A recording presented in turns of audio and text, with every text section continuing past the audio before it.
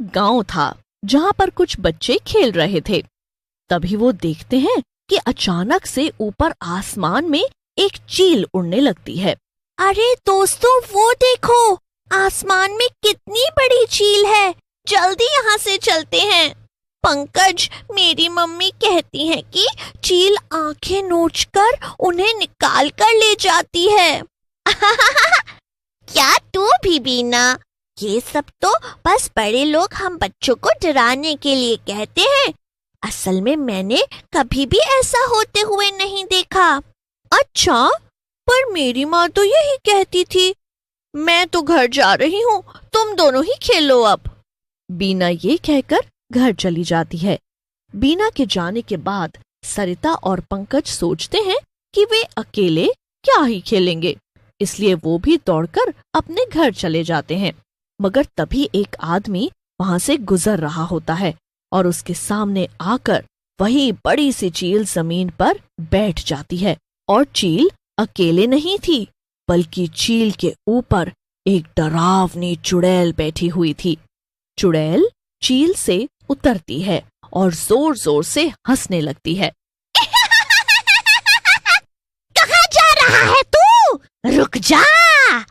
आदमी भागने की कोशिश करता है, मगर चुड़ैल उसको पकड़ लेती है और उसकी आंखें निकाल लेती है, जिससे आदमी की आंखों से खून बहने लगता है। ये आंखें मुझे दे दे ठाकुर। चुड़ैल आदमी की आंखें निकालकर उसे वहीं जमीन पर पटक देती है और वापस अपनी चील पर बैठकर आसमान में उड़ जाती है। उधर गांव में इस बात से हड़कंप मच जाता है कि एक चुड़ैल जो कि चील पर बैठकर आती है, वो लोगों की आंखें निकाल कर ले जाती है। ऐसे ही अगले कुछ दिनों में वो चुड़ैल कई लोगों की आंखें निकाल कर ले गई थी और लोग उसकी वजह से बहुत परेशान थे। एक दिन शाम का समय था और 3 दोस्त हरिया, संदीप और शिबू अपने घर के बाहर खटिया डालकर बैठे थे और बातें कर रहे थे। वो तीनों ही गांव में मशहूर थे क्योंकि तीनों की हर वक्त मजाक करने की बुरी आदत थी। वे हर वक्त मजाक करते रहते थे, चाहे कुछ बुरा ही क्यों न हुआ हो। उस दिन भी तीनों दोस्त हंसी मजाक कर रहे थे कि तभी शिबू हरिया और संदीप से कहता है, अरे तुम दोनों ने क्या वो आंखें निकालने वाली चुड़ैल के बारे में सुना है? सुना है वो चील पर बैठकर आती है। वही तो मुझे समझ नहीं आता कि भला ये चुड़ैल चील पर ही बैठकर क्यों आती है। लगता है कि वो उसकी शाही सवारी है। अरे तुम लोगों को पता है क्या, पिछली बार तो वो गांव के बुढ़ऊ राम प्रकाश की आंखें ले गई। अब बताओ भला उनकी आंखें ले जाने का क्या फायदा? उनको तो पहले से ही ठीक से दिखाई नहीं देता था। लो, ये चुड़ैल आएगी तो चील पर और काम करेगी गधे वाले। तीनों हंस रहे थे, मगर तभी वहां पर आसमान में एक चील उड़ने लगती है और चील के ऊपर वहीं आंखें निकालने वाली चुड़ैल बैठी हुई थी। अरे अरे, वो देखो, ये तो वही चुड़ैल है।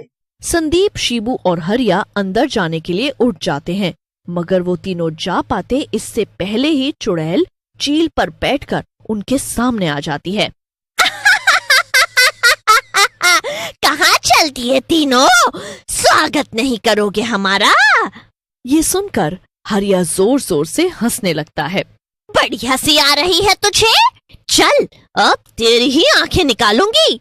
हाँ, अब जो तुम खुद ही हमें आकर मिल गई हो, तो मैं हम तीनों की तरफ से तुमसे कुछ सवाल पूछना चाहूंगा चुड़ैल। सवाल ये कि तुम्हारी आंखें तो एकदम ठीक लगती है, तो भला तुम गांव के लोगों की आंखें निकाल कर क्यों ले जाती? अपनी बकवास बंद कर, मैं तुझे कुछ भी नहीं बताने वाली। बस चुपचाप मुझे अपनी आंखें दे दे, और सिर्फ अपनी आंखें ही नहीं, तुम तीनों की आंखें। लगता है तुम तीनों खुद को बहुत ज्यादा चालाक समझते हो। बस अब बहुत हो गया। चुड़ैल गुस्से में हरिया और संदीप की आंखें निकाल लेती है, मगर तभी वो देखती है कि शिबू वहां से 9-2-11 हो चुका था। तुम्हारा तीसरा दोस्त तो तुम्हें यहीं छोड़कर भाग गया। अब मैं भी चलती हूँ, उसकी आंखें किसी और दिन निकालूंगी। चुड़ैल अपनी चील पर बैठकर वहां से चली जाती है। तभी शिबू, जो कि असल में खटिया के नीचे छिप गया था, बाहर निकल आता है और हंसने लगता है। मेरे पास एक तरीका है। तुझे वो गांव में ही रहने वाली शीला पसंद है ना? क्यों ना हम उसकी भी आंखें चुड़ैल से निकलवा लें, फिर तुम दोनों अंधे एक दूसरे से शादी कर लेना। शिबू, संदीप और हरिया तीनों जोर जोर से हंसने लगते हैं। नहीं, पर अब मजाक हटाओ। शिब्बू, अब तुझे ही कुछ करना होगा। हाँ, मुझे क्या करना होगा? संदीप सही कह रहा है शिब्बू, अब तुझे ही इस चुड़ैल को रोकना होगा और हमारी आंखें वापस लानी होंगी। तूने सुना नहीं था शिब्बू, उस चुड़ैल ने क्या कहा था? वो तेरी आंखें लेने भी जल्द वापस आएगी और हम तीनों में अब बस तू ही बचा है जो उसे रोक सकता है। इसलिए तुझे उस चुड़ैल के घर जाना होगा। तभी तीनों के पीछे से एक आवाज सुनाई देती है, मगर मुझे एक रास्ता पता है जिससे हम दोनों उस चुड़ैल के घर का पता लगा सकते हैं। शिबू पीछे पलटकर देखता है तो वहां पर आरती खड़ी थी। आरती गांव में कुछ महीने पहले ही रहने आई थी और वो अपनी माँ के साथ अकेले रहती थी। उस चुड़ैल ने मेरी माँ की भी आंखें निकाल ली और मैं उसे खत्म करना चाहती हूँ, मगर इससे पहले मैं उस चुड़ैल से सबकी आंखें वापस लगवा दूंगी। अच्छा, तो फिर ठीक है। अब मेरे पास कोई दूसरा रास्ता भी तो नहीं। तभी वो सब देखते हैं कि थोड़ी दूर से कुछ लोगों के चिल्लाने की आवाज आ रही थी और फिर वो दोनों उस तरफ जाने लगते हैं जहां से लोगों के चिल्लाने की आवाज आ रही थी। वहां पहुंचकर दोनों देखते हैं कि चुड़ैल एक औरत की आंखें निकाल लेती है और अपनी चील पर बैठकर हवा में उड़ जाती है। आरती और शिबू दोनों चुड़ैल का पीछा करने लगते हैं और पीछा करते करते वो दोनों जंगल के बीचों बीच बने एक लकड़ी के घर पर पहुंच जाते हैं।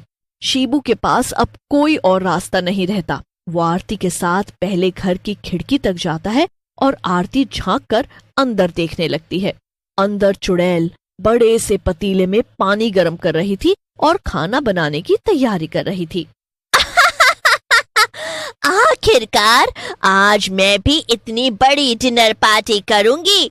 मैं इन सारी इंसान की आंखों से बड़ा ही स्वादिष्ट आंखों का सूप बनाऊंगी। क्या? शिबू, तुमने सुना ना उसने क्या कहा? मगर आरती शिबू की एक भी बात नहीं सुनती, बल्कि उसे लेकर चुड़ैल के घर के अंदर चली जाती है। उन्हें वहां देखकर चुड़ैल चौंक जाती है। अब लगता है मेरी आंखों के सूप में 2 और आंखें मिलने वाली है। अच्छा, तो अगर दम है तो इसकी आंखें निकाल कर दिखाओ। आरती इतना कहकर शिबू को धक्का देकर चुड़ैल के आगे फेंक देती है। चुड़ैल शिबू को पकड़ लेती है और उसकी आंखें निकालने जा ही रही होती है कि तभी आरती खौलते हुए पानी को चुड़ैल के ऊपर डाल देती है। ऐसा करने से चुड़ैल तड़प तड़प कर मर जाती है। चुड़ैल के मरते ही सारी आंखें वहां से गायब हो जाती हैं और वो जिसकी आंखें थी उसके पास वापस चली जाती हैं और सब पहले जैसे ठीक हो जाते हैं।